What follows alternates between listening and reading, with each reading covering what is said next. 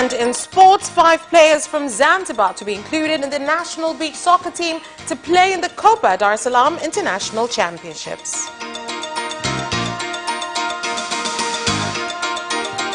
Good evening. This is Capital News at 9:30. My name is Vanessa Victor. Let's get things started with the national news.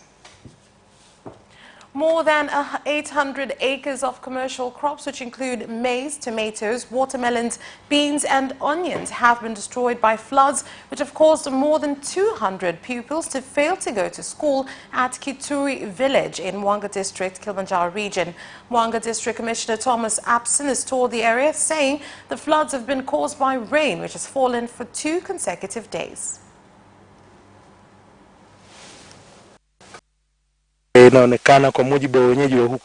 At least 800 acres of different crops have been damaged, but there is also one school whereby Standard 1 and 2 students are not going to school. We've worked in difficult conditions to reduce the amount of water, but there was more rain which caused the river to overflow.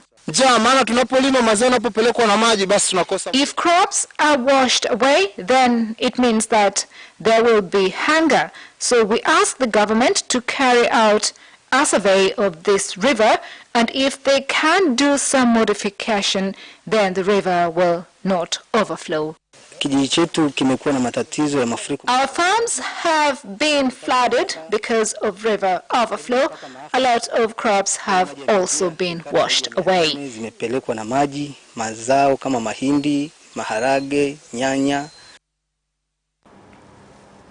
And a day after the Minister of State in the President's Office for Regional Administration and Local Government, Sulaiman Jaffer, announced that all candidates who returned their nomination forms for various positions in local government elections but had their names removed be allowed to contest the elections. Some opposition parties have reiterated that they will not participate and instead want the election process to start afresh.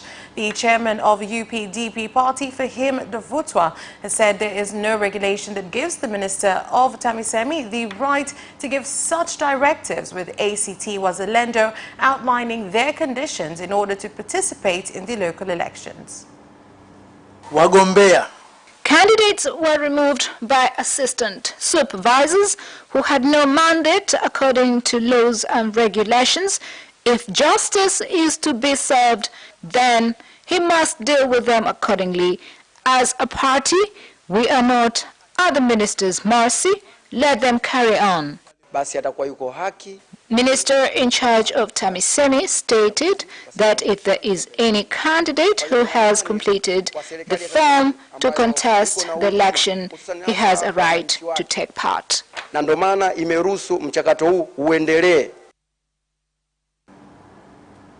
The police force in Arusha has arrested 9 people, including 2 youth, for using the name of the Bank of Tanzania Governor Professor Florence Luoga to con and steal from people online. Arusha Police Commander Jonathan Shana said the arrests were made during an operation implemented in collaboration with wildlife rangers from Tanzania National Parks and Ngorongoro Conservation Area Authority. They've confessed to carrying these crimes under the name of Professor, Governor of the Bank of Tanzania, using telephone number 0785349765, registered using travel document of an Austrian national. They must be sentenced immediately because there is evidence. There should be no trial.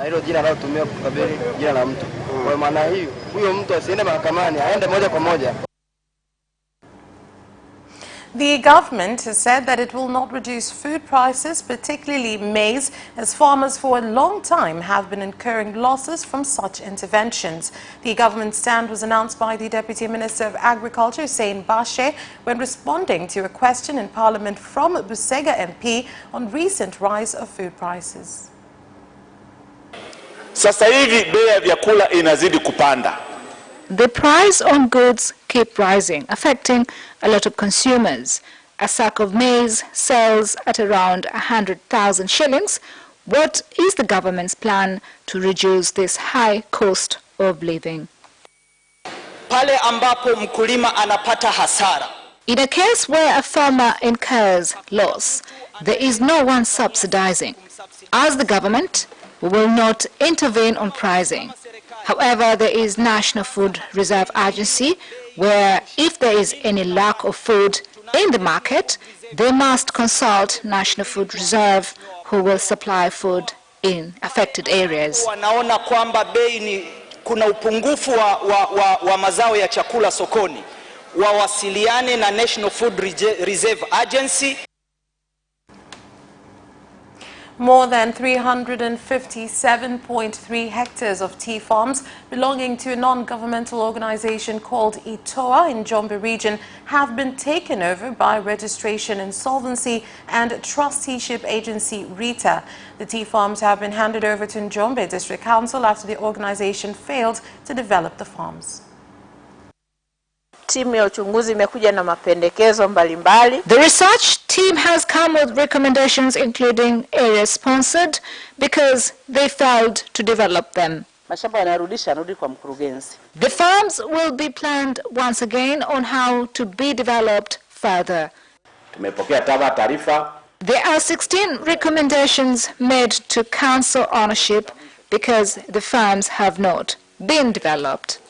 Au kuagiza jambo lifanyike ni mkutano mkuu wa ITOA. The Minister of Water, Professor Makame Mbarawa, has announced changes to the structure of the Clean Water and Environment Authorities and revoked 36 authorities in order to increase efficiency and cut down operational costs. The changes were announced by the Permanent Secretary from the Ministry of Water, Professor Kitila Mkumbo, in Dodoma.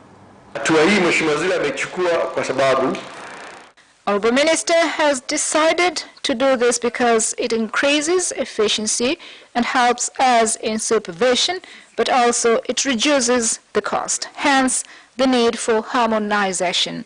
Tumeona kwamba utakuta katika maeneo mengine mji ni mdogo. There is water shortage in town. I don't know if that is the answer or people will continue to suffer. Every evening there is no water.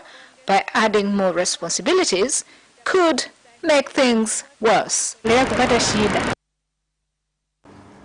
Rain, which fell for about 2 hours, has caused massive destruction on infrastructure and flooded houses and shops in Kilosa District, Morogoro region. Kilosa District Commissioner Adam Mgoy said that the environment destruction is the cause of floods.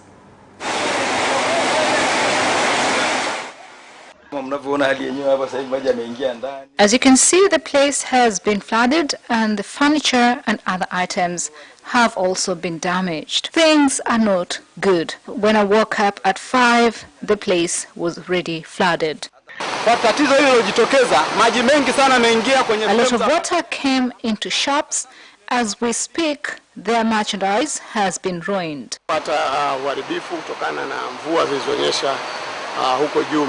There has been a lot of damage caused by rainwater flowing from the hills with logs which caused the obstruction.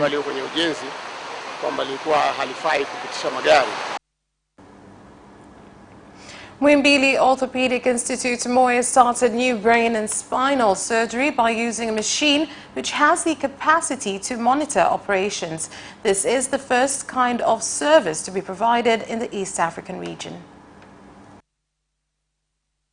We use, for example, when it comes to taking care of patients with brain trauma or spinal trauma, we use technology like spinal implants to stabilize the spine, to fix spinal trauma. We use microscopes in the operating room. We use navigation technology in the operating room.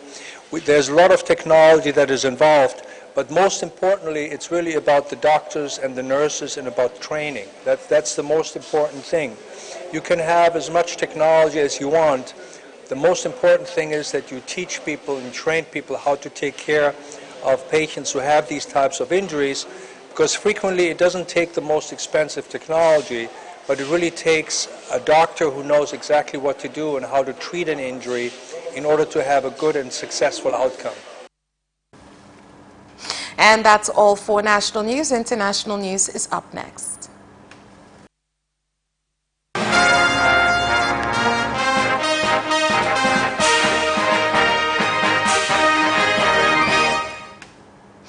And in international news, government leaders in South Sudan from Torit area along the border with Uganda have claimed that refugee camps in northern Uganda are being used to recruit and train rebel groups to destabilize President Salva Kiir's government. They've said that they have intelligence reports to justify their claims and that they want both governments to find solutions to the issue. From Melijo going up to Ngomoromo, there are dangerous activities there. There is illegal mining taking place there and a training of rebels within that area. This one we need to address it jointly because some of our commanders have entered into those bad practices, both from UPDF and some of our SSPDF. The refugee camps in Uganda has been used as centers for recruitment of criminals. The insurgents that were operating in the 1980s, 1990s, early 2000, all of them were defeated. There is a bilateral arrangement regarding that matter of the borderline that is not clearly demarcated. And Kenya and Lesotho have agreed to form a joint commission which will focus on improving cooperation between the two countries. This was revealed during a meeting between the Prime Minister of Lesotho, Dr. Tom Thabane, and his host, President Uhuru Kenyatta. Dr. Tom Thabane is on a 3-day official visit in Kenya.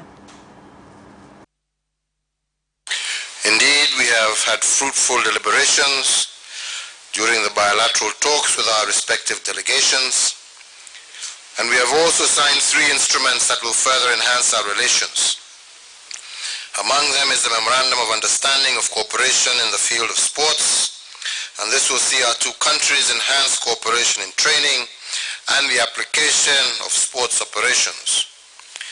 We in Kenya are also keen to learn from our brothers in Lesotho about developing the textile sector, and we recognize that the kingdom has deployed technology utilizing branding and market positioning to develop one of the best textile industries in the African continent.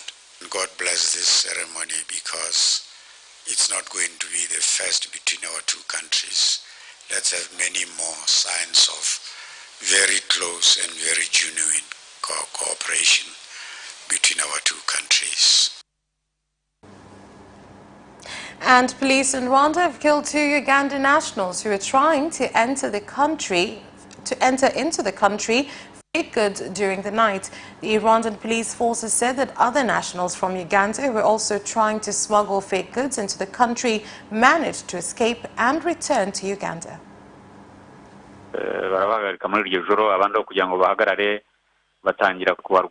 Last night at 3 a.m., police, while on patrol, found people smuggling fake goods into Rwanda from Uganda.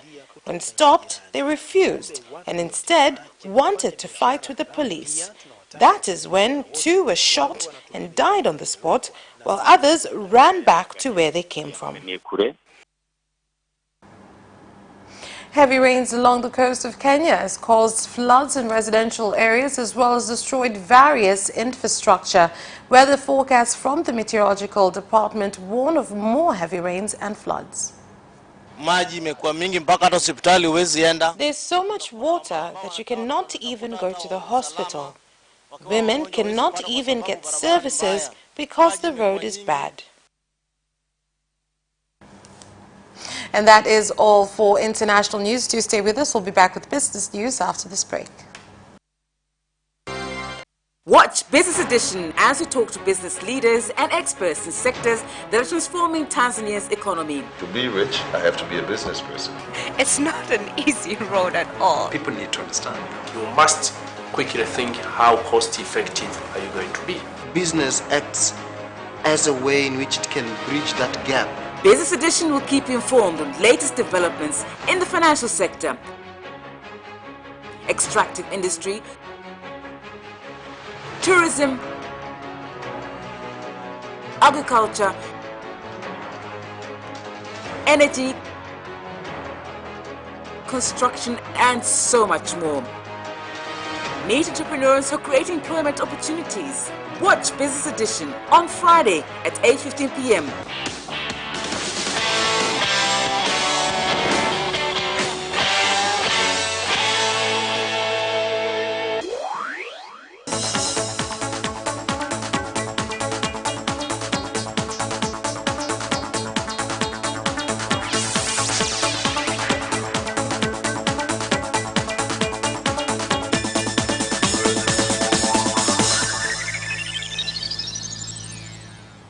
Welcome back, and in business news.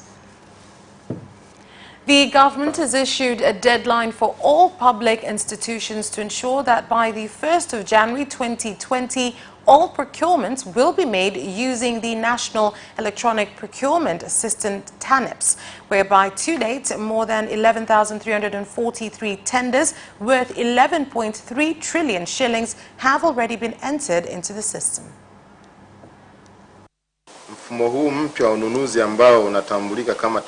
This new purchase system, known as Tanzania National E-Procurement System, TANEPS, has begun to be used in some public institutions that have already been connected and have completed necessary procedures, including training on how to use the system.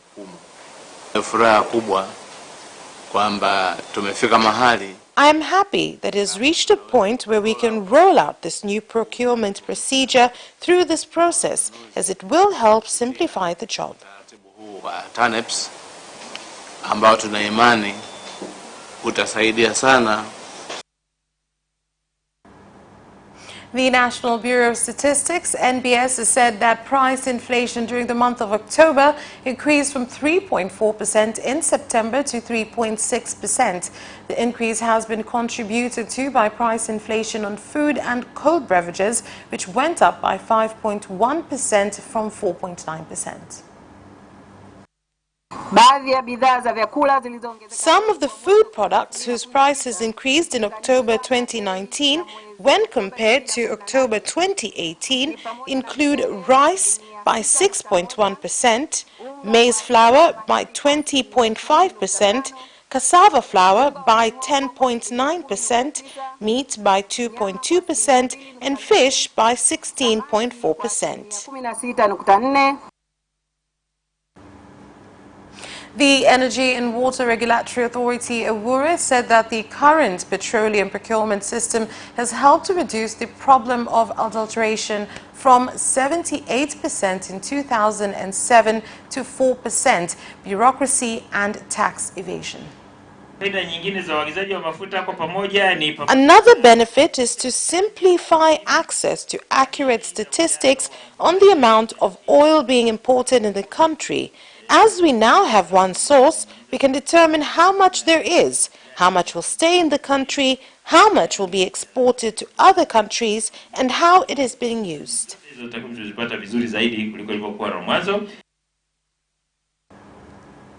We leave off with business news there. Sports news is next. Away first time, good start from Bolt. Bolt leading a moment of going away. Gay trying to go with him, and he's going being dragged through the second place, but he's going to win it by 2 meters.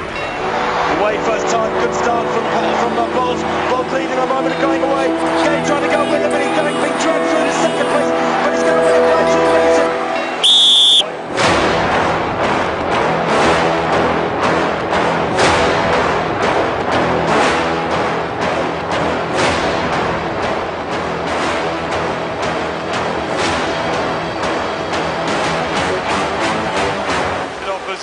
Joaquinho, he did lose to Lynn.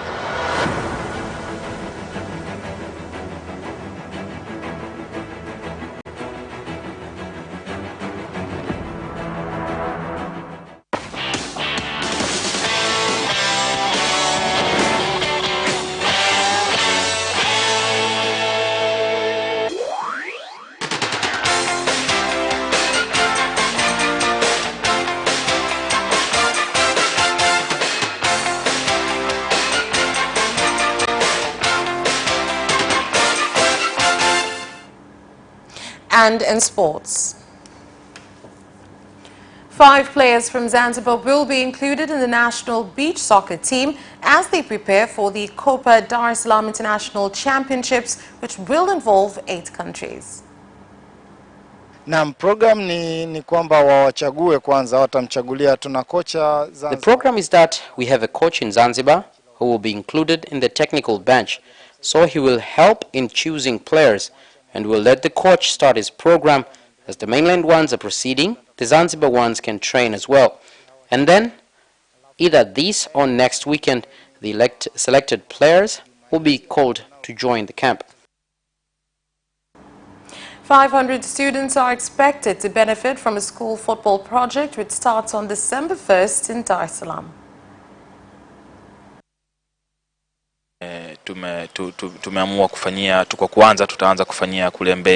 We've decided to start doing it at Mbezi Makonde at our partner's school's grounds. The school is called Laureate International Schools. They are at Makonde. Laureate International Schools. Cristiano Ronaldo reportedly left the Allianz Stadium before the final whistle of Juventus' 1-0 Serie A win over Milan last night after being substituted for the second match in a week. Here's more on this story. Dybala replaced Ronaldo on 55 minutes, with the Argentina striker going on to score the winning goal 20 minutes later to keep Juventus top in Serie A ahead of Internazionale. 5-time Ballon d'Or winner Ronaldo looked glum as he came off and directed some words at his coach Maurizio Sarri before heading to the changing rooms. Sky Sport Italia reported that the 34-year-old former Real Madrid and Manchester United forward had left the stadium 3 minutes before the match finished. However, Sarri said he did not know whether Ronaldo, who joined Juve from Madrid in a surprise move in the summer of last year for £88 million, had left the stadium early. Eintracht Frankfurt's captain David Abraham was sent off for knocking over Freiburg's coach Christian Streich as their Bundesliga game ended in chaos and red cards on Sunday. Freiburg were leading 1-0 when the ball went out of play in injury time. Streich let the ball go by as Abraham tried to recover it, and the Frankfurt captain bundled the coach over with a shoulder as he ran past. Upset Freiburg players and staff then chased the defender onto the field. He felt provoked, but that shouldn't happen. He knows that, Frankfurt sporting director Freddy Bobic said of Abraham, and he added there will be consequences for everyone involved. The Freiburg assistant coach Florian Bruns was shown a yellow card, and Vincenzo Grifo, who had been substituted, was shown red card after Vieira picked him up targeting Abraham in the melee. And that sports item ends our news bulletin. My name is Vanessa Victor. Thank you for watching and have a good night.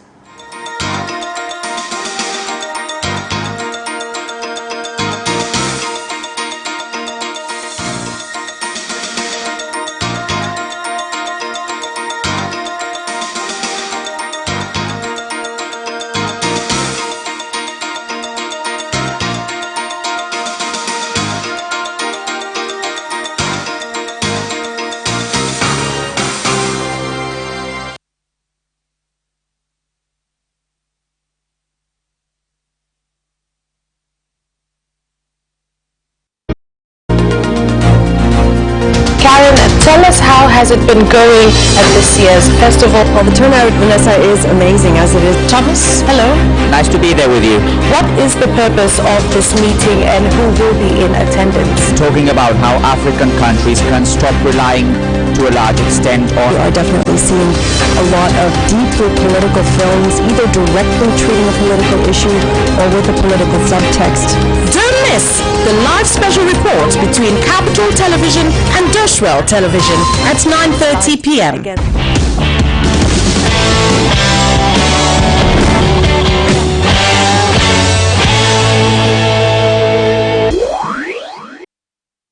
ITV, EATV, Capital TV, Radio 1, East Africa Radio na Capital Radio zinapatikana kupitia satellite Interset 22 uelekeo 72.1 degree east C-band, frequency 3671 MHz, symbol rate 8571 kilosymbol per second, forward error correction 2/3, polarization horizontal. In Tanzania, we have an amazing array of places we call home. But when it comes to interior designing, decorations, and gardening, we don't make the most of the spaces. On the decor, you learn about designs, styles, functions, elegance, and traditions by being inspired from the best in the field to transform your spaces and create more memories. On Saturday at 7:30 p.m.